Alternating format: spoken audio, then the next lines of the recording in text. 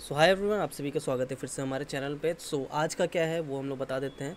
Basically आप देखोगे कि जैसे कि हमारा लास्ट टाइम हमने एनालिसिस दिया था, उसमें हमने यही बताया था कि कहीं ना कहीं अब मार्केट में बाइंग आ सकती है, और जो कि मार्केट में आई भी। पर जैसे कि मैंने कहा कि कोई खास सेटअप मिला नहीं, क्योंकि आज दिन भर मार्केट रेंज बाउंड ही था ज़्यादा टाइम पे। और ये क्यों था? क्योंकि भाई मंथली एक्सपायरी हम सभी को पता है कि ऑप्शन सेलर्स कहीं ना कहीं बहुत ज़्यादा दबा के बैठते हैं मार्केट को, तो इसलिए बहुत ज़्यादा एक मोमेंटम नहीं है। सुबह का एक मोमेंटम था छोटा सा, बट ऐसा कुछ खास सेटअप था नहीं जिसको लेके हम लोग यहाँ पे मोमेंटम एक्सपेक्ट कर सकते थे। मेरा क्या एक्सपेक्टेशन था, जो मैं आपको बता रहा हूँ, कि मैं चाह रहा था कि मार्केट अगर खुला है यहाँ पे थोड़ा सा गिर जाए, मार्केट इस गैप को फिल कर ले और यहाँ से कोई मुझे बुलिश सेटअप बना के दें, तो ज़्यादा मैं कॉन्फिडेंट फील करता। ऊपर के लिए कॉन्फिडेंट मैं इसलिए क्यों फील नहीं कर रहा था, देखो जब तक मार्केट यहाँ तक के लेवल में था ना, मैं यहाँ पे थोड़ा बहुत वेट कर रहा था कि मुझे कोई एक सेटअप मिले, क्योंकि अगर आप यहाँ ध्यान से देखोगे ना, तो इस टाइप से कप एंड हैंडल बनने का एक प्रोबेबिलिटी था, बट मार्केट ने उसको फेल कर दिया और सीधे से जाके रेजिस्टेंस पे जाके टक्कर खाया, और टक्कर खाने के बाद यहीं पे रुक गया। अब यहाँ से कोई भी बाइंग पोजीशन नहीं बनाया मैंने, क्योंकि सिंपल सी बात है कि ऊपर देखो इतना बड़ा एक मतलब रेजिस्टेंस दिख रहा है, जो कि पहले सपोर्ट हुआ करता था बहुत अच्छा। ऑब्वियस सी बात है कि मार्केट एक बार गया रेजिस्टेंस ले, दूसरे बार रेजिस्टेंस ले, तीसरे बार निकल सकता था, बट इस टाइप के कंडीशन पे मैं बहुत ज़्यादा ट्रेड लेना प्रीफर नहीं करता हूँ, खासकर ऑप्शंस में। क्योंकि अक्सर क्या होता है कि मार्केट जब भी यहाँ पे ब्रेकआउट देता है ना, तो यहाँ पे अटक के रह जाता है, और बहुत ज़्यादा प्रीमियम टीके करते करते करते जब आप हार मान जाओगे, उसके बाद फाइनल वो जाता है। तो इस टाइप के कंडीशन पे मैं बहुत ज़्यादा ट्रेड करना प्रीफर नहीं करता हूँ। अब जो मार्केट की कंडीशन है वो बहुत क्लियर हो गई यहाँ पे। अगर मैं एक बार के लिए आपको दिखा दूँ कि मार्केट में एक बहुत अच्छा यहाँ से एक मूव आया था, आप देख सकते हो पिछले दिन में।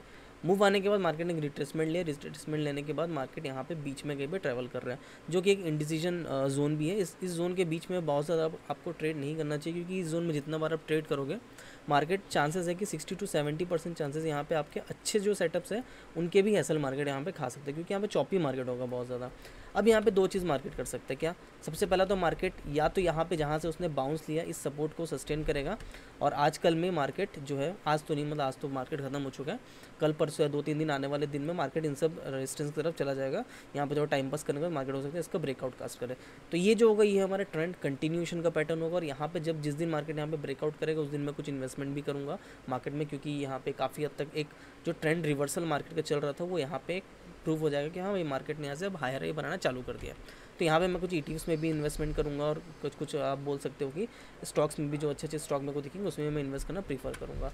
ये सबसे पहला चीज़ हो गया। सेकंड चीज़ कि अगर मार्केट इस सपोर्ट को सस्टेन नहीं करता है, मान के चलो आजकल में गैप डाउन हो जाए, कुछ भी हो जाए, मतलब ऊपर खुल के नीचे आ जाए, इन सब जोन में ट्रेड करने के बाद यहाँ ब्रेक डाउन कर दें, तो बहुत ज़्यादा एक क्लियर हो जाएगा कि मार्केट की ये जो रैली थी, यहाँ पे जो भी मैं आपको एक बार रैली दिखाता हूँ, कि मार्केट की ये वाली जो रैली थी ये सिर्फ और सिर्फ एक रिट्रेसमेंट था। मतलब बहुत टाइम से मार्केट स्टेप से गिर रहा था, तो ये हल्का बोल के एक रिट्रेसमेंट लिया और फिर से यहाँ पे स्टेप से डंप होने वाला है, तो ये एक साइन यहाँ पे मिलेगा। तो यही अभी दो कंडीशन मेरे को दिख रही है। अब वो तो मार्केट ही बताएगा आने वाले 2-4 दिन 5 दिन में। हो सकता है कि मार्केट इन सब रेजिस्टेंस को ब्रेक करता हुआ ऊपर चला जाए, या फिर इस सपोर्ट को ब्रेक करता हुआ नीचे भी चला जाए। तो दोनों ही कंडीशन पे हमारे लिए अच्छे से ट्रेड्स मिलेंगे। अगर मार्केट, चीज़ को समझो, अगर मार्केट इन सब लेवल्स के नीचे ट्रेड करने लग जाता है, सपोज़ अगर मार्केट कहीं भी खुले, ऊपर खुले नीचे खुले, अगर मार्केट इन सब लेवल्स को ब्रेक डाउन कर देता है और इसके ट्रेड कर लेता है, तो सिंपल सी बात है, मेरा जो व्यू रहेगा वो क्लियर कट बियरिश डायरेक्शन में रहेगा। मैं यहाँ पे कोई भी बुलिश ट्रेड बनाना प्रीफर नहीं करूँगा। कौन से लेवल के नीचे? 23,450 इन सब लेवल्स के नीचे। वहीं अगर मार्केट मान के चलो कि कल या परसों में मार्केट इन सब लेवल्स को वापस टेस्ट करें, यहाँ पे कहीं पे मार्केट ट्रेड कर रहा है, तो बहुत ज़्यादा चांसेस होंगे मार्केट के ब्रेकआउट होने के। तो मेरा बायस जो रहेगा वो सिर्फ और सिर्फ अपसाइड में रहेगा। मैं यहाँ पे कोई भी डाउन साइड का ट्रेड नहीं देखूंगा। भले ही मार्केट ब्रेकआउट कर दे, ब्रेकआउट करने के बाद गिरने के बाद इन सब जगहों पर मैं बुलिश ट्रेड खोजने को प्रेफर करूँगा। फिर लाइक 5 EMA हो गया, या फिर यहाँ पे लाइक हेड एंड शोल्डर हो गया, या फिर कप एंड हैंडल हो गया, इस टाइप से, या फिर फॉल्स ब्रेकआउट सेटअप हो गया, कुछ भी हो गया। कुछ भी सेटअप यहाँ पे बनेगा जो कि हमको ये बताएगा कि भाई मैं यहाँ से ऊपर जाने वाला हूँ या फिर ट्रेंड का डायरेक्शन में जाने वाला हूँ, तो मैं यहाँ से उस टाइप की चीज़ें प्रीफर करूँगा। ठीक है। अच्छा, एक मैं 1 डे टाइम फ्रेम पे एक बार चला जाऊँ, यहाँ पे जाके मैं दिखा देता हूँ कि यहाँ पे आप बहुत क्लियर कट आपको देखने को मिल रहा होगा कि मार्केट ने यहाँ पे अब 2-3 दिन का पॉज ले लिया। मतलब ठीक है, ये तो एक नॉर्मल सी चीज़ है, क्योंकि जब भी मार्केट इस स्टेप से ट्रैवल करके आता है और किसी एक इंपॉर्टेंट रेजिस्टेंस के आसपास रहता है, तो यहाँ पे मार्केट थोड़ा बहुत साइडवेज होता है ना। ये मतलब नॉर्मल सा नेचर है कि मैं या तो मार्केट रिवर्सल लेगा या फिर मार्केट है साइडवेज।